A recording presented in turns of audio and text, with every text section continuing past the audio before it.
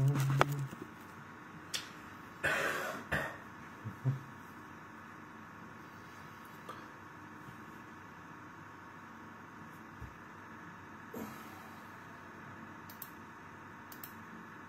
já vás zdravím.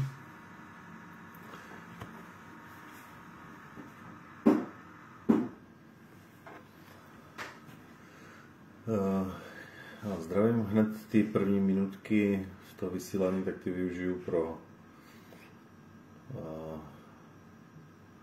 malou reklamu. Jelikož manželka teď vytvořila knížku, takovou užitečnou knížku, která může pomoct prostě odstranit nějaké negativní projevy nebo negativní stavy duševní. Podle toho, jak vlastně ten člověk je znovu nastavený, a v té knize jsou vlastně takové nějaké obrázky. Když si vybere ten obrázek, tak odpovídá vlastně ten jeho stav duševní, v kterém je, tak bude odpovídat tomu obrázku, který si vybere na ten první pohled. Je to takový ten intuitivní, jak bych to řekl, intuitivní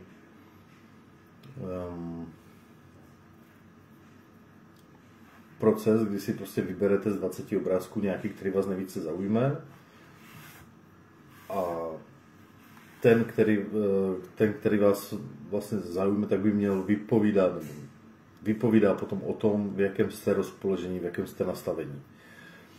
A pokud jste v nějakém negativním nastavení, tak je tam právě i popis, vlastně, co to znamená, nebo jakým způsobem potom můžete vlastně ten stav svůj řešit. A pohrála si tam s tím, plus ještě tam jsou nějaké další potom věci, jako myslím nějaké básničky tam jsou v té knížce.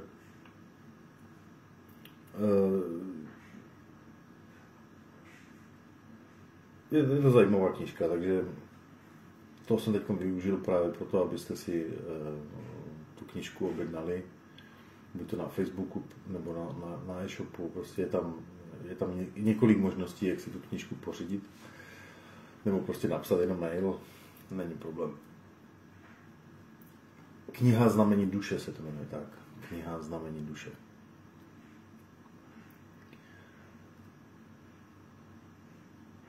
Tak, to by bylo k té knížce. A teď nějaké téma.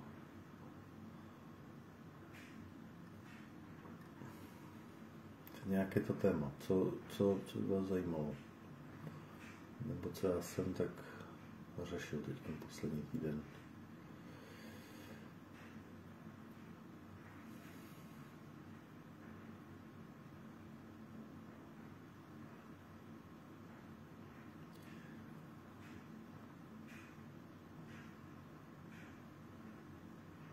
Jeden příspěvek, ještě takové malá ještě informace k tomu příspěvku, že vyhrálo Švédsko, tabulka nad úmrtí dokazuje, že lockdowny byly na nic. No tak výborně, takže v podstatě jsme si zničili ekonomiku, zničili jsme životy prostě dětská, no tak naše jsme tomu od toho uchránili, ale v té společnosti, jak to probíhalo, tak prostě to jde vidět, že ty děcka prostě měli s tím problém v tom období 2 let. Ekonomika v háji, že? Tak teď prostě všechno šlo nahoru, inflace, než se to zpamatuje, prostě to můžou být další 2 nebo 3 roky. A přesně to jsem říkal a psal na začátku. Jakmile začnete dělat lockdowny, nadělá to víc škody než užitku.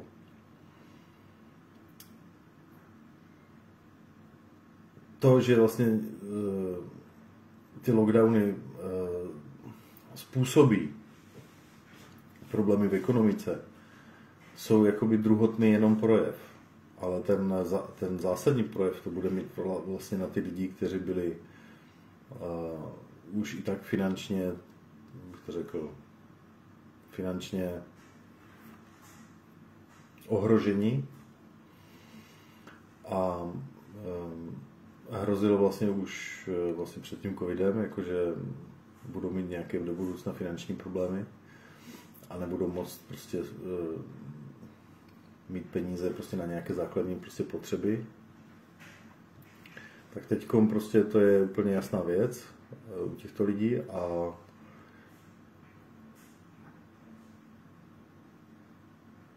může vlastně to mít ještě daleko sáhlejší v té společnosti, prostě řekl, negativní projevy v té společnosti.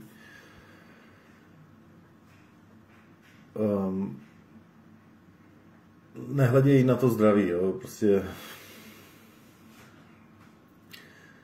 jakmile začne mít člověk prostě nějaký problémy existenční, to znamená s penězma, tak ne v zřídka případech se stává, že to potom začne mít projevy i na psychiku, i tím pádem na to zdraví.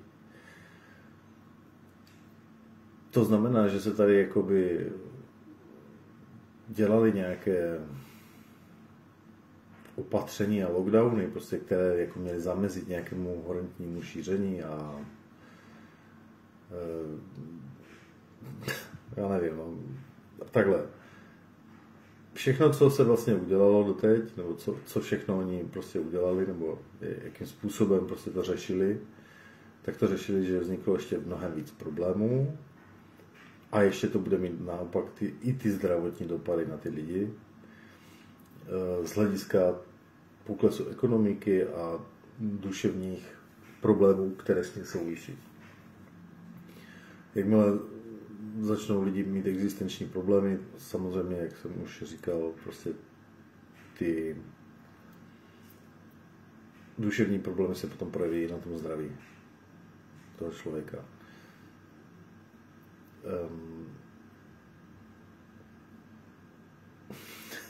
Nevím, no. Byl to nějaký asi pokus. Mám takový pocit, že ty 2 roky to byl vlastně takový jako jenom pokus, jestli jako opravdu můžeme poroučet v té přírodě a můžeme prostě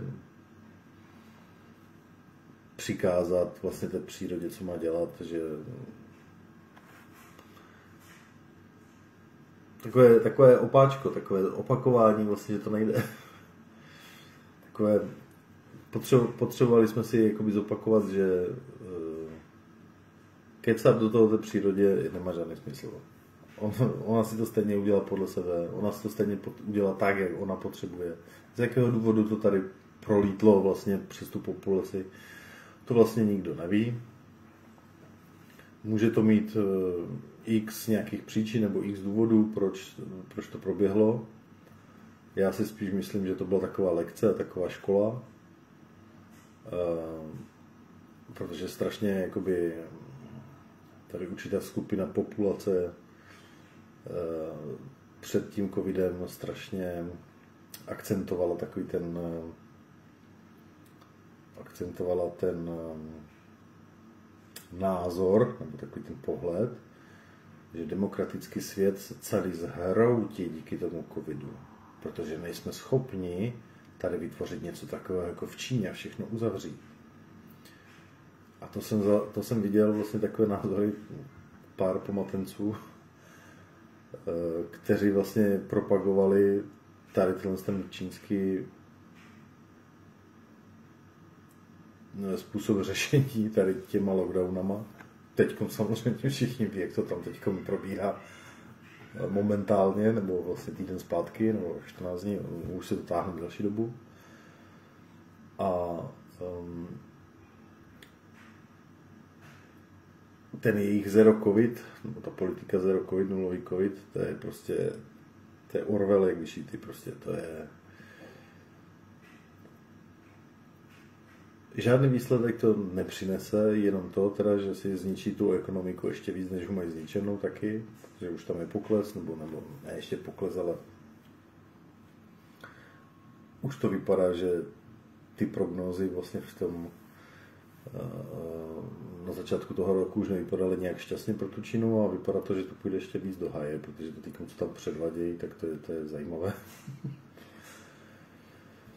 když zbytek světa už vlastně od toho upustil de facto, ještě jsou takové nějaké místa, kde ještě prostě nějakým způsobem to tam řeší, nebo ještě pořád se tam snaží něco jako řešit, nevím, co to má být. A nakonec tady v České republice bylo vlastně velice dobře, že jak tehdy si někteří stěžovali, nebo jak tehdy si v tom roce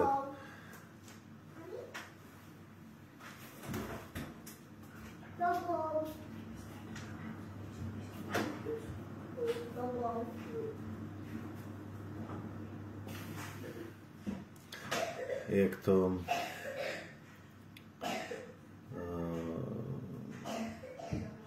někteří popisovali, jako, že to byla katastrofa tady v České republice, když se, myslím, že to bylo v roce 2001 nebo 2021, teď si nejsem jistý, jak přišla ta podzimní vlna a že vláda si nic neudělala, že se to nechala pustit mezi lidi a díky bohu, že se to tak stalo a pustilo se to mezi ty lidi, protože jenom díky tomu došlo v podstatě k tomu promoření a k získání té kolektivní imunity.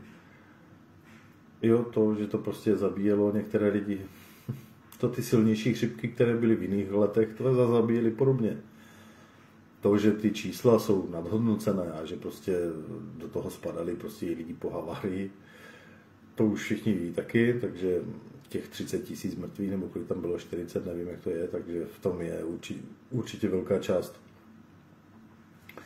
I lidi, kteří s tím neměli, u kterých to nebylo nějak extra ve spojitosti s tím covidem.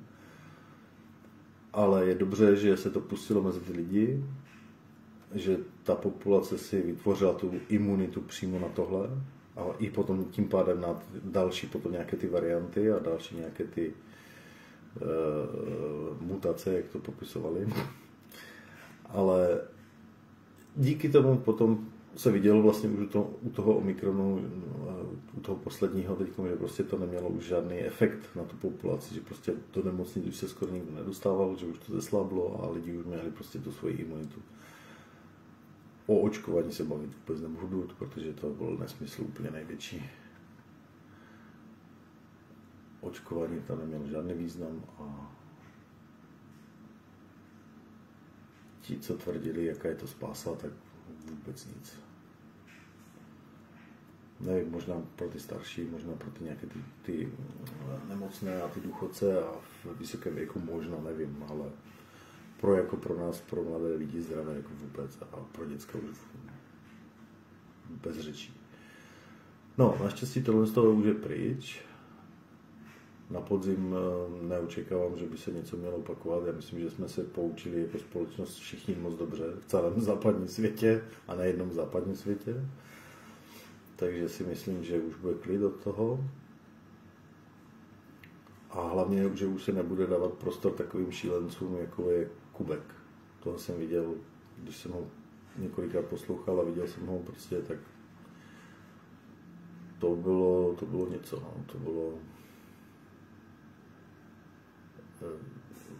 takový fanatismus, už jsem dlouho neviděl. Fanatismus, vyloženě fanatický. Propagátor čehosi, já nevím, asi tam z toho něco měl, nebo nevím, fakt netuším, ale prostě vypadalo to tak, když prostě tam někdy fakt něco popisoval. V každém případě teďkom už vychází najevo teda, jak to bylo Švédsko, jak to bylo ve Švédsku, jak to vlastně to dopadlo, že lockdowny nevyřešili vlastně vůbec nic. Přijala toto i už VHO, takhle to psalo na Echu, takhle to psalo Echo, že už toto přijalo tady tu linii, nebo to tvrzení, nebo tu informaci už i VHO. Takže doufám, že poučení i tam, aby jsme do budoucna zase tak neměli nějaké podobné prasečí chřipky a ptačí chřipky a MERSy a SARSy a tady to, ale aby už lidi prostě věděli, jak něco takového začne zase se tady dít a zase začne tady někdo něco takového vyřváňat a matematici vytahovat svoje katastrofické modely, jak zemře zase tolik a tolik lidí a budou tady mrazáky, tak aby prostě už byli v klidu a jenom se tak na ně podívali, na ty články a na tady ty lidi a jenom si říkají, jo, dobře, tak si hezky popovídejte, můžete strašit, jak chcete, ale my si myslíme svoje a my to nějak zvládneme i bez těch vašich modelů.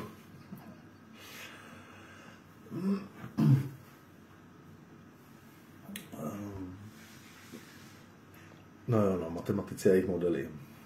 Modely fungují tak, že prostě do toho vkladají určitě nějaké vstupní data a z těch vstupních dat potom modelují nějakou budoucnost. Jo. Jenomže jak oni můžou dát prostě vstupní data do nějakého modelu, když oni neznají ani možná procento, ani 10% ze všech možných proměnných, které můžou ten model ovlivnit a můžou ten model nějakým způsobem uvést jiným směrem.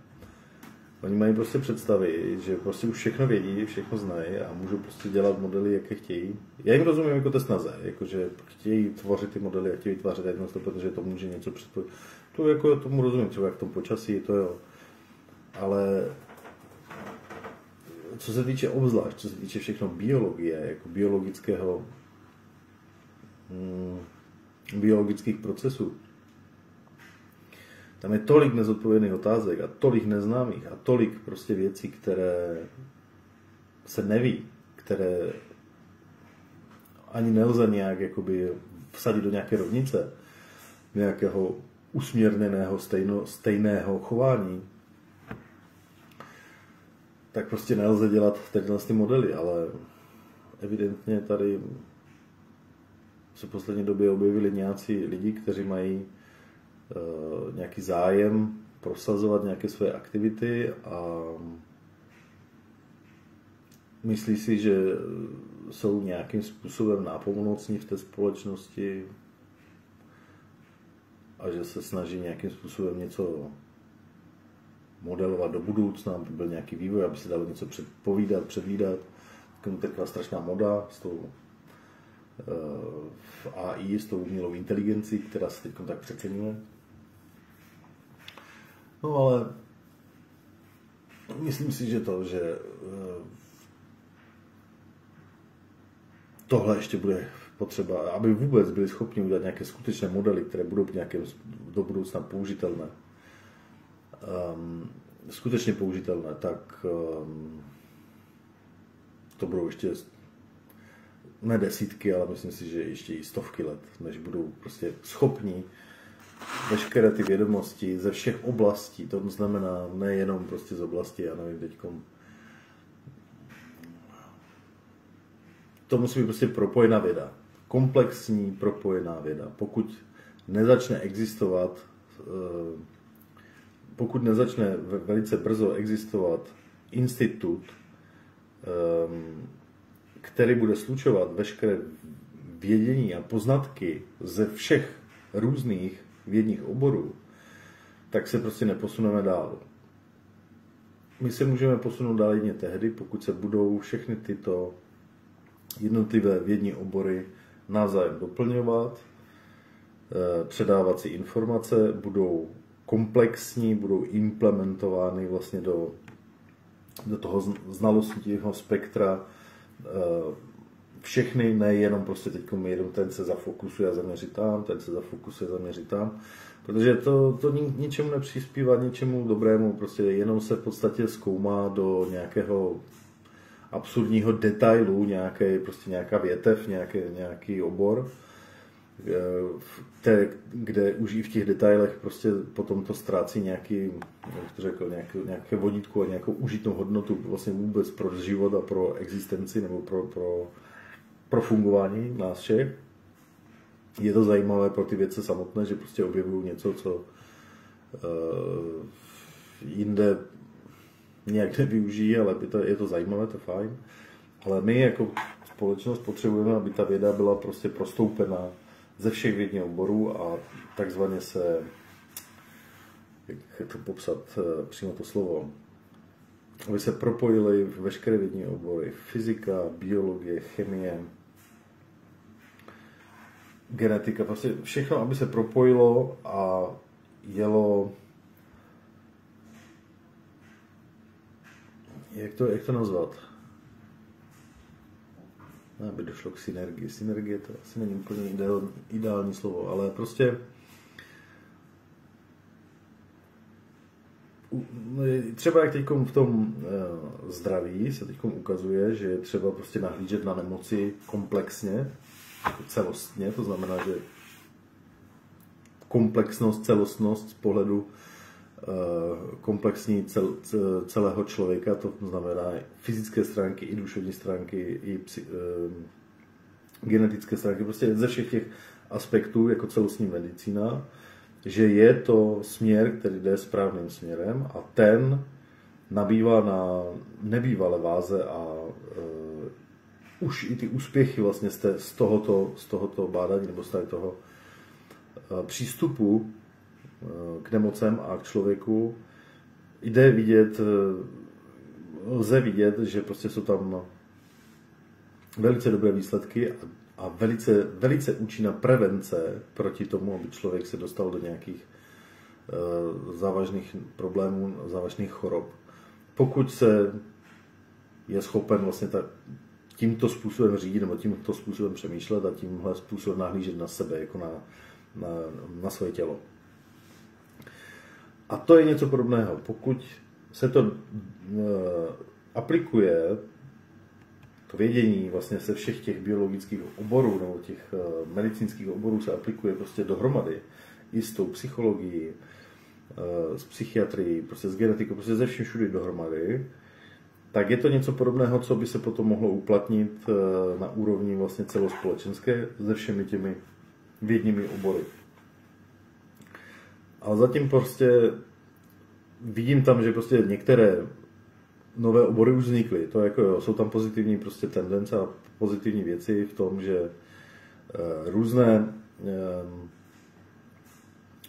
vznikly už různé vědní obory, které už nějakým způsobem aplikují více různých pohledů, ale pořád je to omezeně. Mají tam třeba, dejme tomu, něco z fyziky, něco z matematiky, něco z biologie, ale pořád je to málo. Pořád tam chybí další a další aspekty, další prostě návaznosti, aby prostě, když už se něco řeší a na něčím se bádá, něco se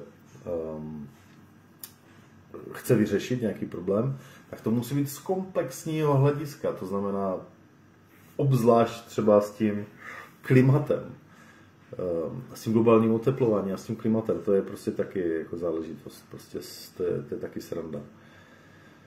Oni to neřeší jako celek, jako komplexní znalosti prostě o planetě Zemi nebo o, jak to řekl, o zemělogie, nebo jak to říct, jak to popsat. Komplexní zdraví planety Země. Tak, budu to nazývat jako komplexní zdraví planety Země. Ne, oni řeší jenom nějaké CO2 v atmosféře, pane bože. Jako já tomu nerozumím. Jako CO2? Jako CO2 nebo nějakým oteplováním. Zase se ukazuje, že ty modely jsou špatné, protože zase celá ta věc s tím globálním oteplováním vychází pouze zase z nějakých matematických modelů. A teď vidíme, jak dopadly matematické modely u tady toho covidu, že? Tak stejně to dopadne i s tím globálním oteplováním, protože v těch mých modelech zase chybí a jsou tam díry jako blázen. V těch modelech prostě chybí prostě data z X různých oborů, z X různých vědních procesů, které prostě vůbec do toho nejsou zahrnuty nějakým způsobem, ale mají tu odvahu, možná i tu drzost, jako tvrdit, jako, že prostě ano, takhle ten model přesně bude probíhat a podle tady toho modelu prostě takhle se to bude chovat. Ne, prostě nebude. Já to vím, že nebude, ale oni jsou o tom přesvědčeni, no, tak jako možná, že teda lidi to zjistí třeba až za 10, za 20 let, že prostě nebude se to chovat podle tady těch modelů, protože nejsou dostatečné a dostačující a nejsou tak chytré tyto modely, aby prostě mohli simulovat veškeré dění na planetě Zemi. Z hlediska i té biologie, jak prostě teď jsem četl článek, jak vlastně objevují, myslím, na Arktidě, že se tam vlastně objevuje rašelina, rašeliniště na Arktidě a že tam vlastně vznikají nové biotopy, které prostě pohlcují CO2, no takže jo, jde vidět ta neznalost. Oni prostě nepočítali s tím, že když se začne oteplovat, tak začnou prostě se osidlovat ty, jak bych to řekl, roztáté území prostě rostlinami, které začnou pohlcovat více CO2 a tím pádem se to třeba nějakým způsobem dorovná. Prostě si nepočítali v těch modelech, prostě, protože je to pro ně neznámá, kterou oni tam prostě nezadali do těch modelů. A tím pádem, když je nezadali do těch modelů, tak ten model jim vyjde blbě. Ale jo, modelujme. Další věc je ta, že se zase objevují další jakoby, informace o tom, jak je to třeba na té Antarktidě.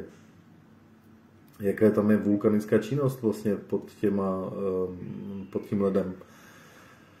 A že vlastně se oteplují a tajou ty ledovce na té Antarktidě, hlavně tam v té části, kde je ta vulkanická činnost obrovská a kde se to prostě otepluje z moře, přímo vlastně ta podmořská aktivita sopečná a otepluje to moře. Jo. Takže jak my můžeme vědět, že to globální oteplování není, dávám teď příklad, nevím to samozřejmě, ale dávám teď takovou otázku, proč není vůbec dána v potaz možnost, že globální oteplování je přirozená termoregulace planety Země. Že planeta Země je inteligentní entita, ať si myslí, kdo chce, co chce. To, že jim to ještě třeba nedošlo těm věcům, že to je inteligentní třeba entita nebo bytost, ta planeta. Naše planeta, to je jedna z velkých mezer, které prostě tam chybí. A je schopna si termoregulovat svůj povrch. A to třeba s tou sopečnou činností. Pokud ona potřebuje z nějakého důvodu, to my nevíme, to je ta inteligence té přírody, toho prostředí, v které tady jsme. Pokud ona se rozhodne, že je potřeba nějakým způsobem oteplit planetu nebo ochladit planetu, tak má spoustu možností, jak to může ta planeta udělat. Pokud chce zvednout teplotu na planetě Zemi, tak začne vyvíjet větší sopečnou činnost a ty podmořské i ty pevninské sopky můžou oteplit moře jako takové a pokud stoupne teplota moří nebo vzduchu, nebo vlastně i ten vzduch, no prostě to je jedno s druhým, to je propojené, tak může se zvednout ta globální teplota. A ty možnosti tady jsou. A potom, když si řekne zase, jo, dobré, už jsme teplotu zvedli, tak to zase ochladíme, tak zase ta sopečná činnost zůstane. A nebo jsou to jenom takové cykly planety, prostě ne, že by se třeba takhle přímo říkala, ale může to tak být, že prostě jsou to nějaké cykly, které tam jsou a prostě se dochází k oteplování, ochlazování. Prostě to nikdo neví. A to v těch modelech 100% není takhle ty informace, protože nic o tady tomu se neví, takže prostě v těch modelech to určitě není. Ale já jsem přesvědčen o tom, že planeta je inteligence, samotná jako inteligence, je to inteligentní entita a ona vyloženě reguluje veškeré i ty negativní projevy těch lidí. To znamená, že my tady vytváříme nějakou aktivitou, nějakou svojí činností, prostě nějaké negativní efekty, ale ona je schopna se všem tím vyrovnat, vypořádat a nějakým způsobem to vyrovnat. Teda pokud by to nebylo úplně šíleným způsobem drastické pro tu planetu, ale prostě ona je schopna prostě vyrovnat, dát do normálu, dát zase do rovnováhy, pokud je něco někde vychýlené, prostě je schopna to vyregulovat takzvaně. Jenomže to je prostě něco, co vím já jako vnitřně intuitivně a nemůžu to dokázat nějak jako vědecky a papírově, prostě ne, ona prostě nepromluví ta planeta, že ona prostě nepromluví a neřekne ti, hej, ano, jsem inteligentní, dovedu si s tím poradit, ne, prostě to neřekne. Ale musíte to vycítit a pokud vidíte a trošku prostě vnímáte tu přírodu a když ji sledujete, prostě co ona všechno dokáže, co to je za šílený, úžasný prostě proud té energie a toho všeho prostě, co tady je, tak vám dochází, že prostě my nevíme vůbec nic. Vůbec nic a jak někdy jsme tak jakoby bych to řekl tak arrogantní v tom přesvědčení, jak prostě víme, jak všechno přesně funguje. Já nevím, odkud to pramení, to přesvědčení. Už se o tom přesvědčil prostě x generací a x prostě i těch vlád a všeho, komunisti poručíme větru dešti, prostě taky, takových pokusů už tady bylo x. Vždy se jasně ukázalo, že prostě nebudete mi do toho kecat. A neporučíte dešti a větru. Prostě mám z toho takový pocit, jakože v tomhle ohledu jako tak lidi nějak fakt jako běží v tom takovém tom kolečku, jak ty křečci a poběží tam tak dlouho, dokud jim prostě nedojde, že musí prostě ty vědní obory začít spolupracovat mezi sebou navzájem. Mnohem více jak teď, oni integrují se třeba 2, 3 vědní obory se prostě dovedou nějak už zintegrovat a nějakým způsobem prostě spolupracovat a předávat si ty informace a dovedou ty vědomosti jakoby nějakým způsobem dobrý film, Transcendence v podstatě. Tato ukazuje, jak by to šlo. Jak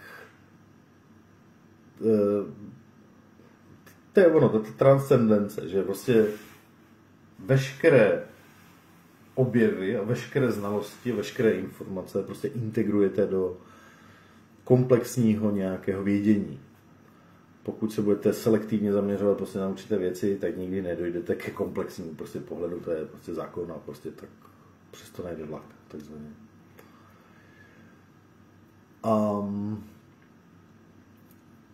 Pokud to jako společnost nepochopíme, tak prostě pořád budeme pořád budeme křečci v kolečku běhat. Ale pokud to lidi pochopí, tak vystoupí právě z toho kolečka a začnou se dít věci.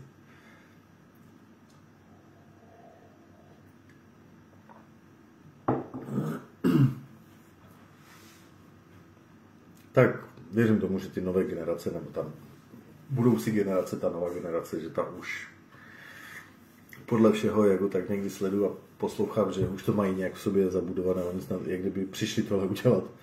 Mám takový pocit někdy, že tak sleduju, že už se to blíží nějakým způsobem. No a to bude skutečná změna paradigmatu. Až dojde k integraci všech vědních oborů do jednoho komplexního vědění. Do jednoho komplexního oboru. No, takže to by bylo tak asi všechno, že jsem se od covidu odešel až já nevím, kdo ví kam. No, to jsem to zase odbočil. Ale z nějakého důvodu jsem to chtěl asi zmínit toto.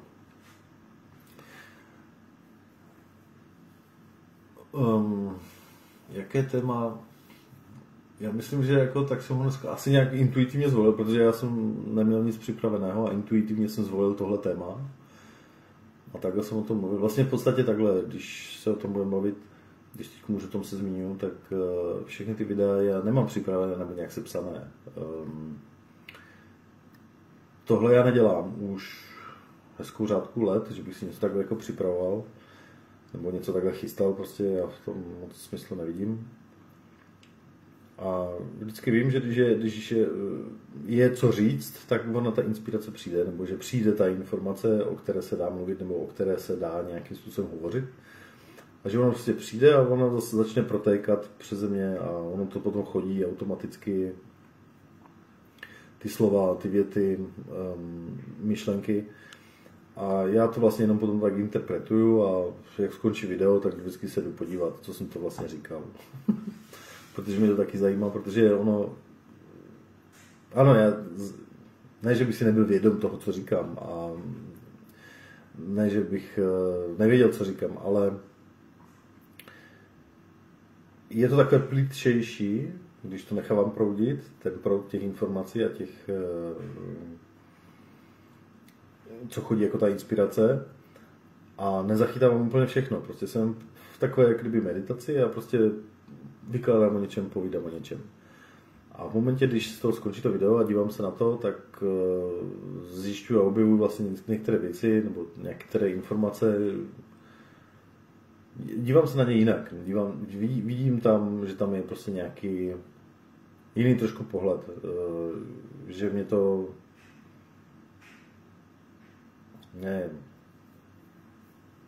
obohacuje nějak extra. To ani tak ne. Ale vidím to prostě trošku jinak, potom z jiného pohledu, než když o tom mluvím přímo. Ale není to žádný channeling, že bych něco, to ne, to je takové věci asi pravděpodobně neumím. No, takže já to asi dneska ukončím, prostě začal jsem mluvit instinktivně a intuitivně o tomhle, takže už to tak nechám, když to proběhlo. No a na závěr videa teda ještě jednou zmíním tu knihu. Pokud si chcete objednat tu knížku od manželky Znamení duše, tak napište do Messengeru nebo pod tohle video nebo kamkoliv, prostě těch kontaktů tady je X. Dá se to vlastně objednat přímo z manželčích stránek, tam se dá kliknout prostě na tu knihu, koupit a dostanete se přímo na web a tam se to dá objednat. A to je tak asi všecko dneska. Takže kniha Znamení duše. Poslední ještě příležitost pro reklamu. Takže se mějte fajn a já se loučím.